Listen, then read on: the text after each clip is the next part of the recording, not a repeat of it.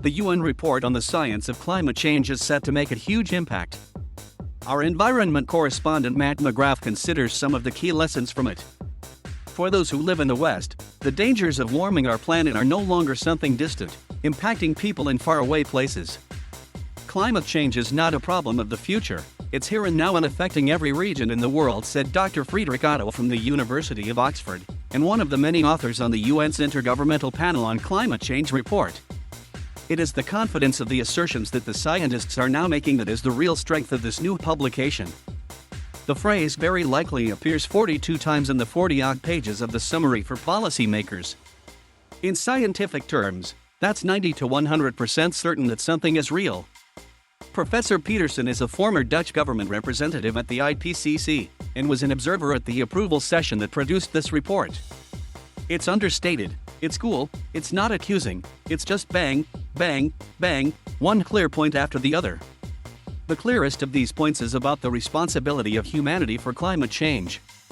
There's no longer any equivocating, it's us. When the last IPCC report on the science of climate change was published in 2013, the idea of 1.5°C being the safe global limit for warming was barely considered.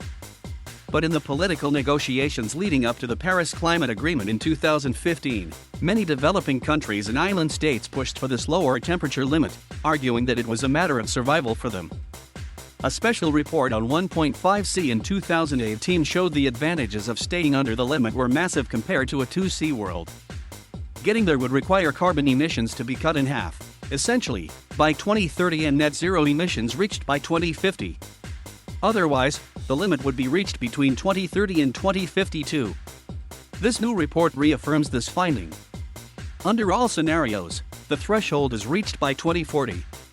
If emissions aren't reined in, 1.5°C could be gone in around a decade.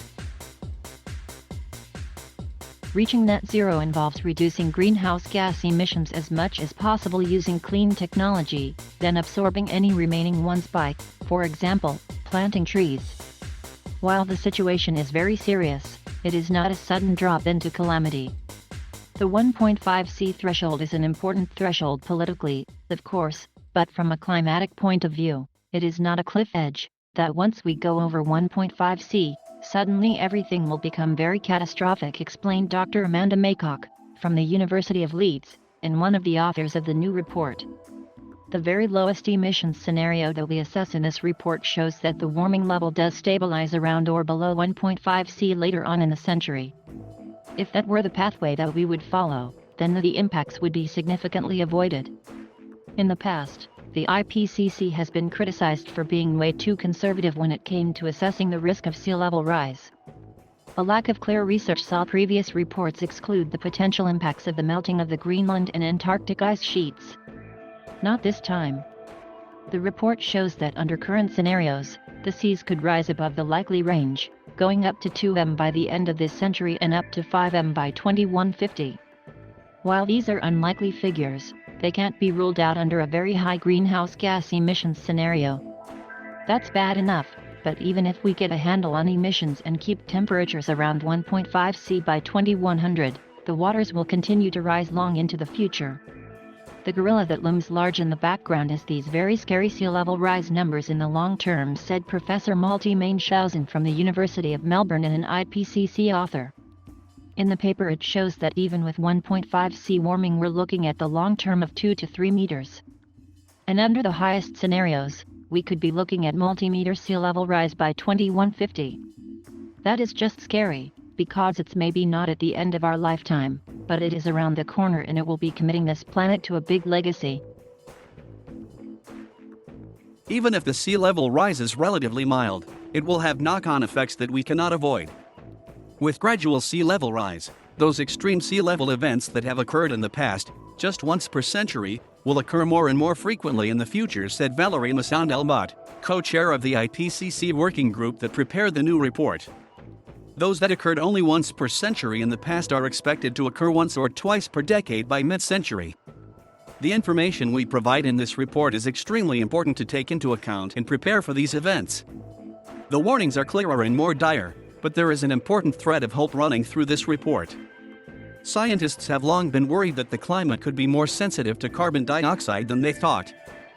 They use a phrase, equilibrium climate sensitivity, to capture the range of warming that could occur if CO2 levels were doubled. In the last report, in 2013, this ranged from 1.5 C to 4.5 C, with no best estimate.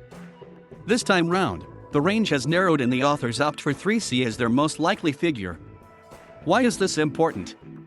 We are now able to constrain it with a good degree of certainty, and then we employ that to really make far more accurate predictions, said Professor Piers Forster from the University of Leeds, and an author on the report.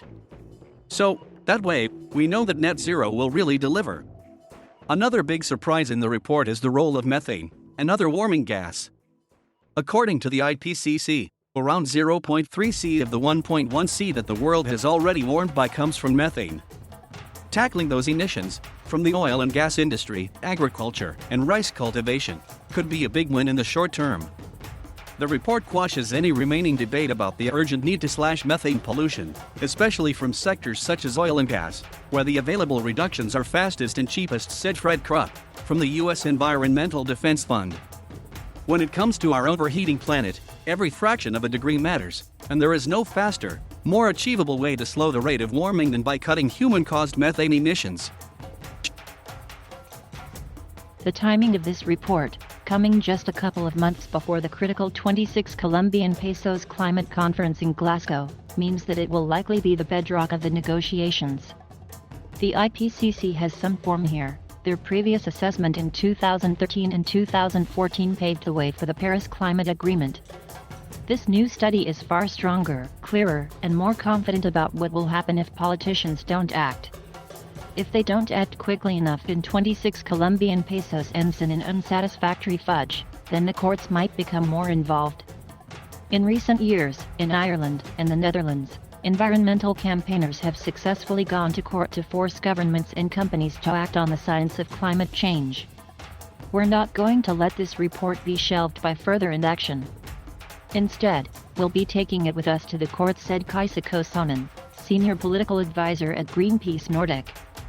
By strengthening the scientific evidence between human emissions and extreme weather, the IPCC has provided new, powerful means for everyone everywhere to hold the fossil fuel industry and governments directly responsible for the climate emergency. One only needs to look at the recent court victory secured by NGOs against Shell to realize how powerful IPCC science can be. Follow Matt on Twitter.